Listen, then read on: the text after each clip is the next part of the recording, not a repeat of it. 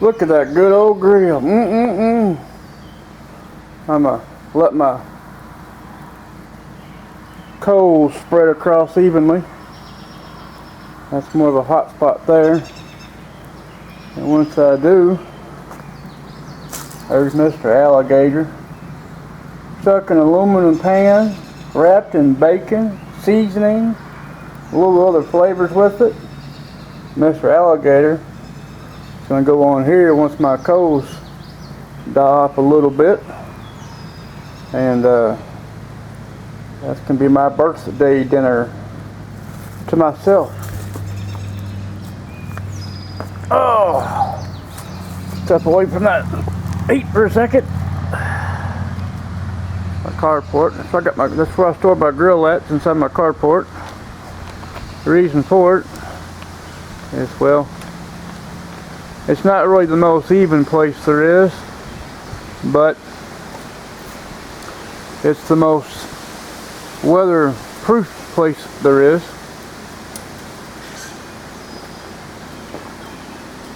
The reason that for it is the direction you're looking at now is south. There's the east, there's the west, and my back is to the north. Now where I live at, most of my water or rain and weather comes from the west. So with that being said, with that wall right there and my grill right there next to it, it doesn't see weather conditions. Now, not to say it can't come from the north, but even at that, you know, it's very, very little, because it's sitting probably, well, between 1.5 to 2.5 feet inside the carport. So I'm very well protected weather-wise. There's one of my mouse catchers. There's another mouse catcher. And the other mouse catcher's on the back porch. What's up, Egro? You smell that food too? Smell good, don't it?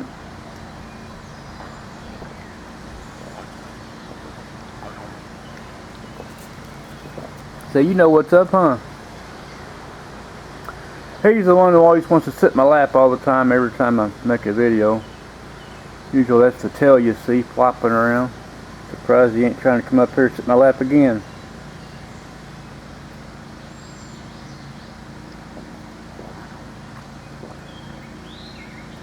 That's she is his brother, but by a different daddy. His mama was an outside cat, and she totally just disappeared. We had her for a little over a year. We went and got her fixed after she had her, and yeah, she was outside. She was around here 3 to 6 months, and all of a sudden just like vanished like a ghost. Poof, gone. Never seen her again. So I'm thinking one of the neighbors nabbed her, kind of built her trust up and nabbed her, because I was about the only person she would come to. Now she would come around the wife and kids, but it was like very, very, very, very often that she would let her pet her, or them pet her. You better get your butt down. See, look at him. He's like, I smell food.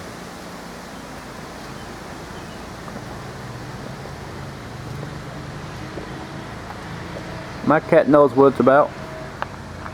Don't you, kitty? Yeah, you know what it's about. Normally I fix a big old thing of crawdads, but this year I wanted to try something new, something different. The guys down in Lafayette, Louisiana sent me an email, and they're like, do you want us to send you another 40 pounds of crawdads this year? I was like, yeah. I said, well, y'all ain't gonna like me this year. They said, why is that? So I'm going a different route. I'm gonna try something new. I'm gonna cook me Mr. Gator. And they were like, well, that's fine, that's cool, you know. And they, of course, they were like, you know, they asked me if I was going to buy some this year. And I told them, I said, yeah, I said, well, I might just do this, say hell with it, and you know, and get them and, you know, buy them ahead of time, and that way y'all can hold them and just ship them to me around the 4th of July. So that's what I'm looking at doing. The 4th of July is having a big old pot of crawdads. Now, since my coals are starting to die down, you have to bear with me, because I ain't putting my camera down.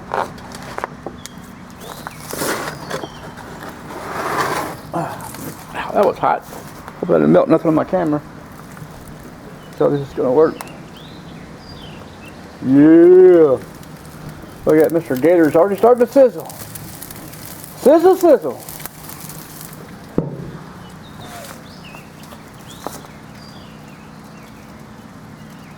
Of course, I'm cooking it, so look at that temperature gauge just rise. Looks like my gas pedal when the light's driving. It's already at 450 degrees. That's a little hot for that gator, but, you know, I'm gonna take it. Well, it's not 450 yet, but it's pretty damn close. Well, I'm gonna let it keep on going. Now, since I have y'all on camera, I'm gonna mosey my ass over here across my messy yard. See, I still gotta clean up all this broken up box. See this, all this dirt lying here?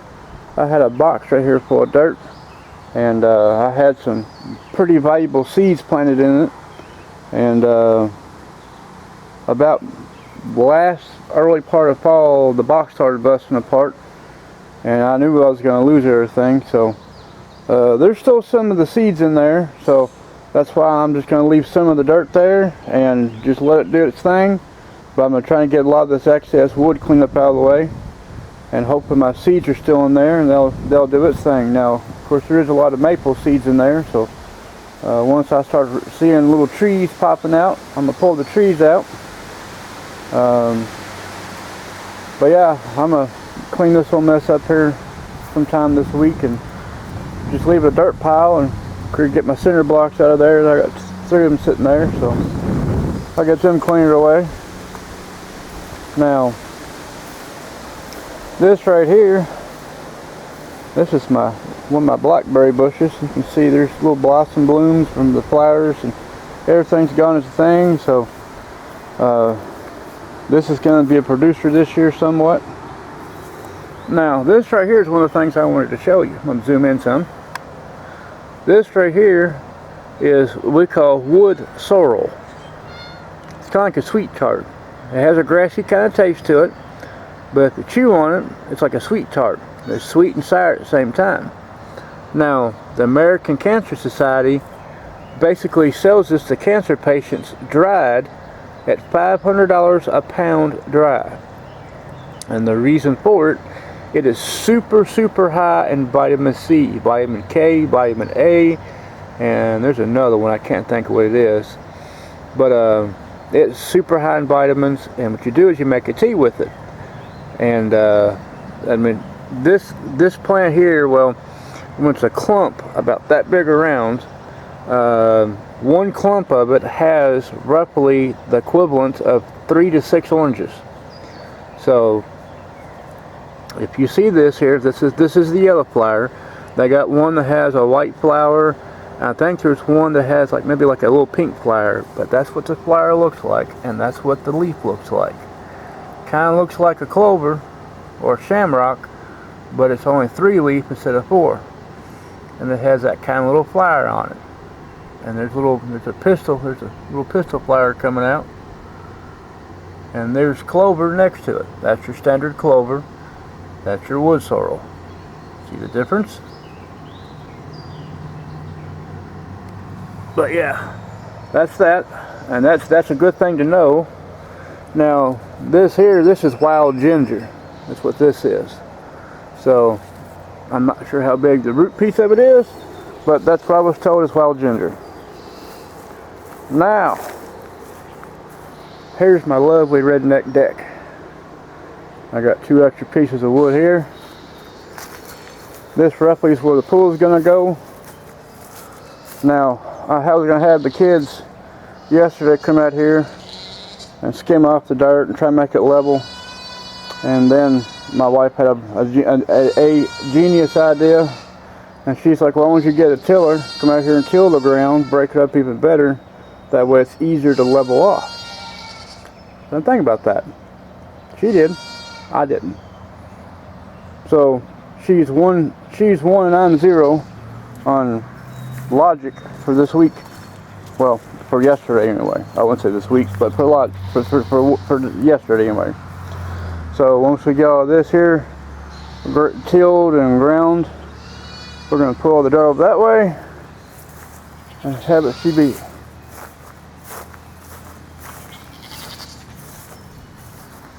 Here's my little peach tree. That's small. It was loaded in peaches. There's still a few on it, not very many.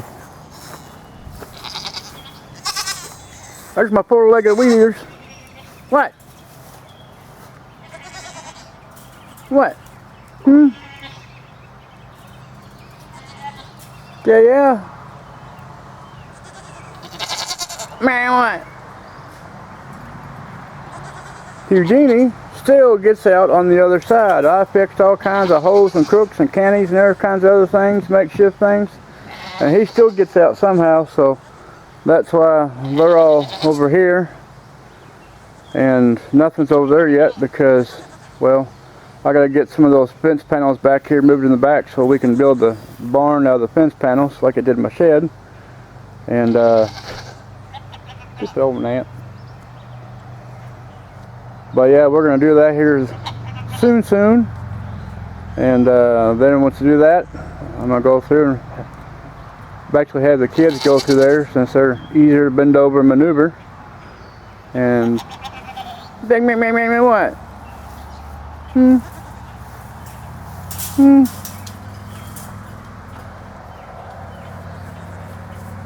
You getting some nubs on your head.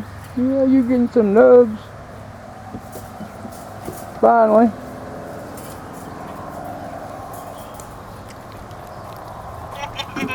They're like dogs.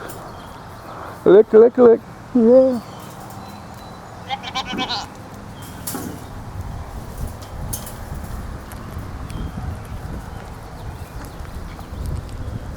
They're chewing on everything. Licking and chewing. No, you're not getting my camera this time. Last time she licked my camera lens. It took me forever to get this. I caught the slug trail off the lens.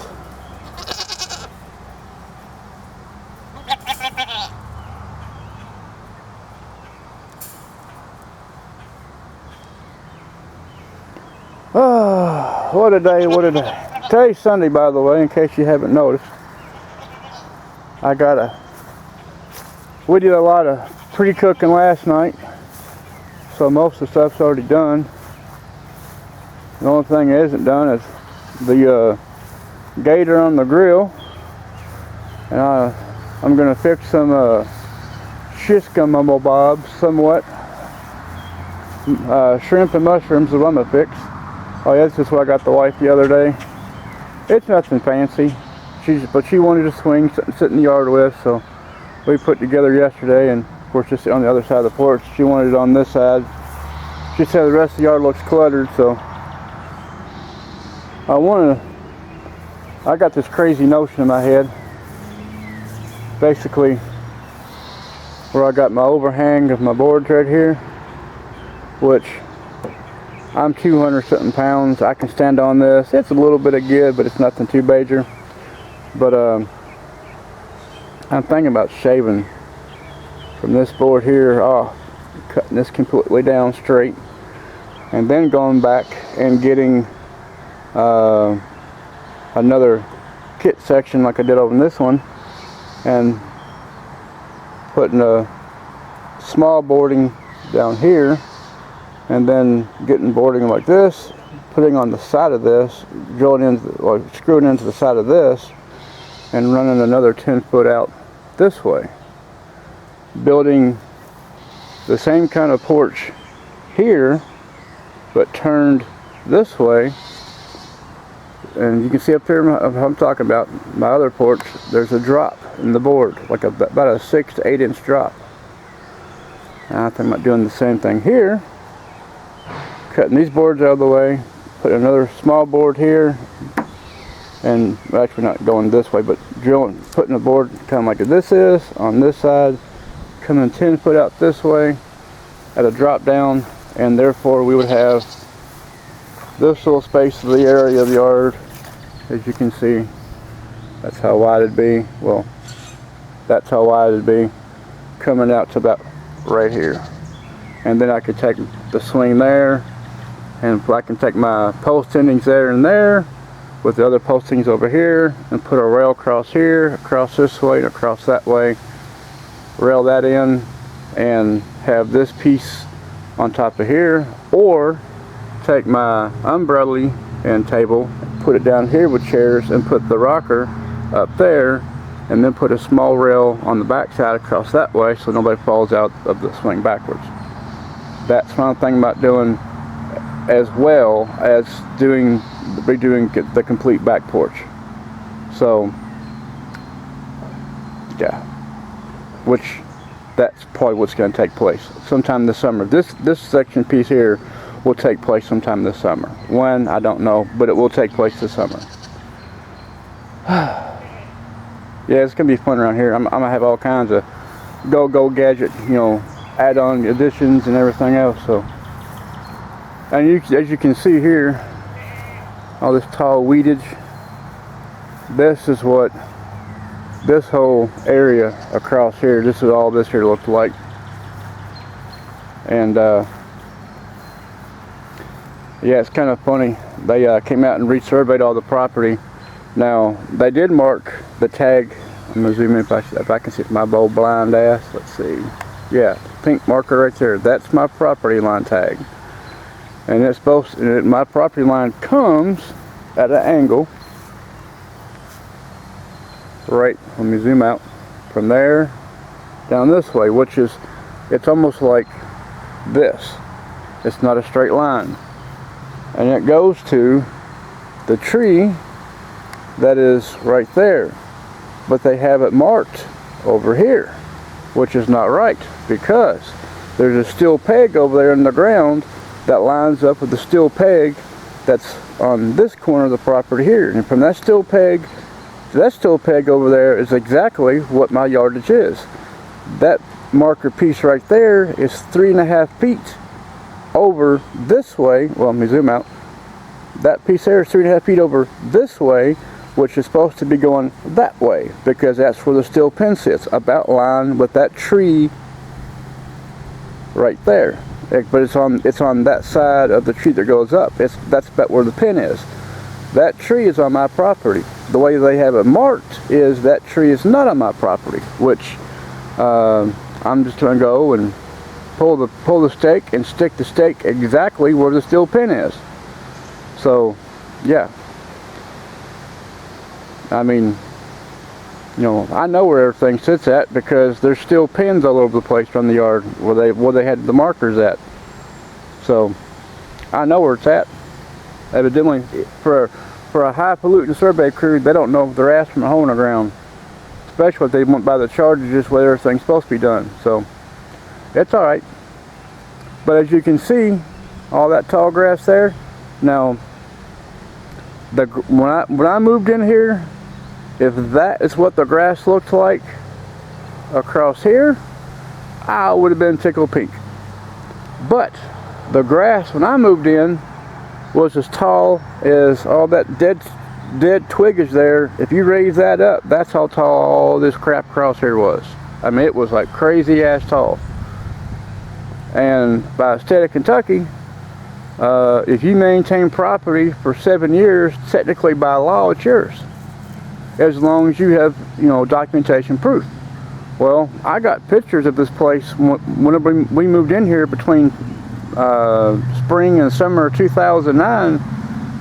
It looked like the Amazon forest through here. I got pictures of it. And but yeah, I mean, technically truthfully, this part of the property, like right here I'm on, because right there's my pin, and if I turn straight, I'm probably 10 to 15 feet, maybe 20 foot over from where my mark is, which will come back right here. But I've maintained all this property and all this property over here until they came through and tore all the crap out. But in the gappage of the driveway there, straight across this way, I've maintained all this for years. Now, I haven't mowed that in a year and a half because when the guy came in here, he made all kinds of rough tracks and cuts, and there's all kinds of heavy, larger debris in there, and I don't want to, you know, bust up the mower again, especially with the mower I have now that works really good. But I've maintained all this property for the past 10 years. And yeah, I know this is not my property, but I don't foresee this lot here being sold anytime soon because it's a flood zone. I mean, a massive flood zone. Massive flood zone. So, you know, I'm just going to keep utilizing my little space here as long as I want. So, but yeah, I'll show you my redneck homestead. There's my redneck home. You know, yeah, I live in a manufactured double wide, but you know, it's home. It does everything I want to do. I got my AC window unit there on that side, and AC windows on the other side. And I tore out my actual air conditioner because it would cost me, well, I ran it one summer, and it was like $380 to $450 for the electric bill just to cool off the house. And I was like, you know what, screw this. So I quit using it, and I wanted to buy those window units. A window unit right there will last me 2 years, maybe 3 if I'm lucky. And it's a 5,000 BTU, which my bedroom's right there. There's my pantry room, the next window over, and of course there's the front door. But that little window unit there, once the bathroom door's closed, it'll cool that bedroom ice like a freezer chest, and it'll cool that room there. And then the window right here, that's my living room window, and across from it I have another 5,000 BTU AC unit, and it doesn't keep the room super cold, but you're not hot either. You know, you're not sweating, you're not hot. It's cool.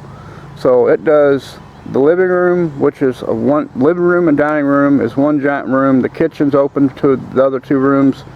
So that my little one there does the bedroom and the green room, and then the kitchen's on the other side of the green room, and that little other AC unit does the kitchen, living room, and dining room.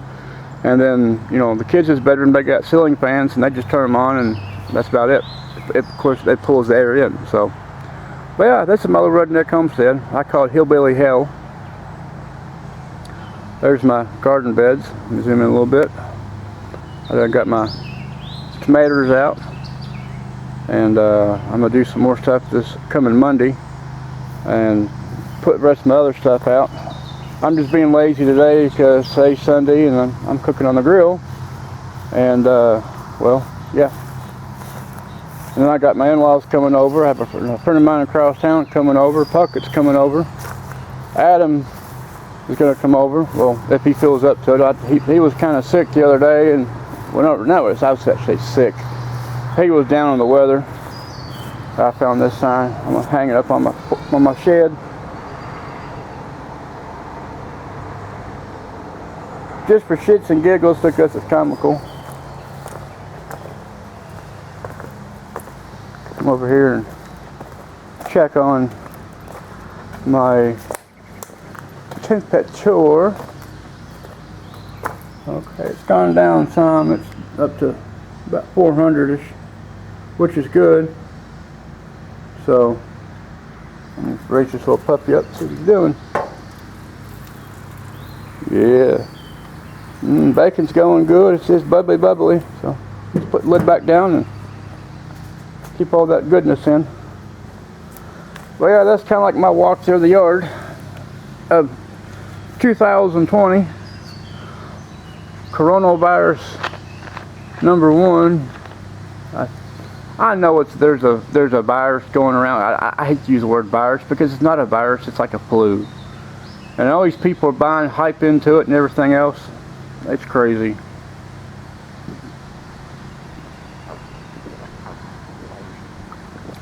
had to get a drink. Now my thing is, if it's as bad as it is, they would not reopen the economy. You would be like National Guard patrolling the streets, you know. Nobody would go out. Nobody would be able to leave the house. You'd be rounded up and putting all kinds of things. You know, there'd be like massive government testing going on. So, yeah, I mean, I don't buy into it. You know, and there's people, there's shallow-minded people that buy into it daily, and I just don't foresee it. I mean, hell, the flu has killed more people than this so-called coronavirus.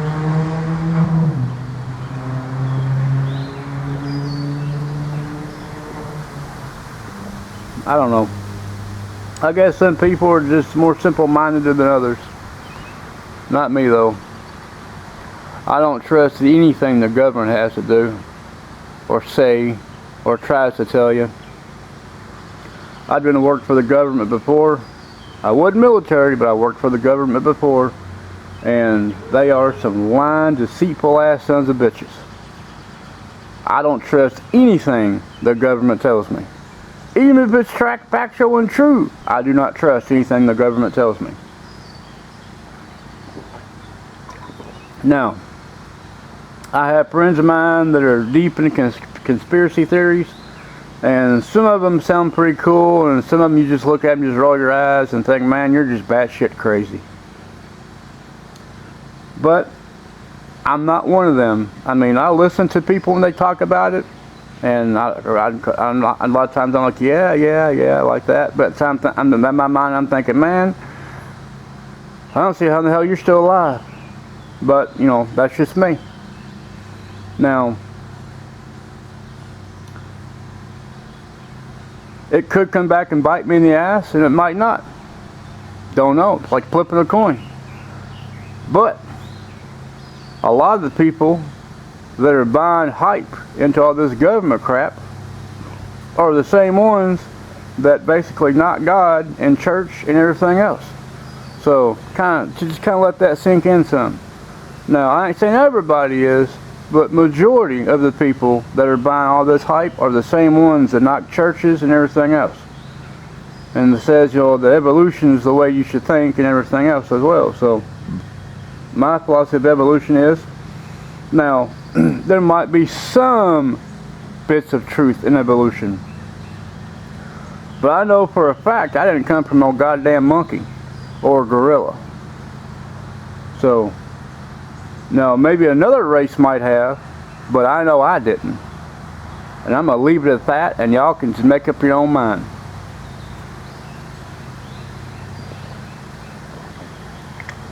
I was raised in an Antioch Southern Baptist church. So, and if you don't know what an Antioch Baptist church is, it's like the fire and brimstone of all churches. And if you ever want to go to one, you know, be prepared. Everything that you do daily is against the church's rules. Like me cooking that gator, for example. Now, I'm not for sure how that gator would fall in the biblical sense of animal-wise, but I know more than likely in the Antioch form of the rules, it probably goes against the church rules. Just like eating pork. Anything with a split hoof, you ain't supposed to eat. But them deep wood backcountry Antioch churches, even though they know it's against the rules of the church or God, they still do it because you got to eat. So that's how you kind of look at it. I'm out of tea almost. I got like one more sip left and I'm done. That sucks. I guess I'll go in the house and get me one of them big old containers and put me some sugar water in it and put some tea bags in there and stick it on my front porch and make me some sun tea. What do y'all think? Of course, I'd have to leave out the lemon because a lot of people don't like lemon in their tea. Bunch of damn Yankees. That's all that boils down to. How could you not like a lemon in your tea? That's like, you know, drinking tea with no sugar. That's just plain horrible. So that's what we down here call Yankee tea. Now, when my wife makes tea, it's 6 parts sugar, 4 parts water, 1 part tea. So if you're diabetic, you don't want to drink her tea because it'll send you straight to a coma. Now, me, it's more water, tea flavor, and less sugar. I do like sweet tea, but there's a limit to my sweet tea to sugar tea. Sweet tea is when you taste the tea, you taste a little bit of sugar, you taste some lemon. To me, that's tea. The wife, on the other hand, you take a sip and it's like you got liquefied sugar with a hint of tea flavor in your mouth, and I can't do that. It just makes me sick to my stomach. But everybody has their own forms of way, I guess. I guess I'm gonna stop this video since y'all are just looking out my carport. Looks like a tunnel, 2 vehicles, and I'll make another video here shortly. Share with y'all some more fun fields, share in my yard, things I'm doing, and especially when that gator and that grill's done. But yeah, I figure he's gonna be cooking there for at least, hell, I don't know, maybe 2.5 more hours. So either way, hopefully it'll be done hopefully around 3 o'clock or 3 o'clock-ish. So if not, no big deal. It'll be done around that ballpark time. But anyway, y'all have a great Sunday. Do what God tells you. If you don't believe in God, buy some fire insurance because you're going to need it. And I'll see y'all again soon.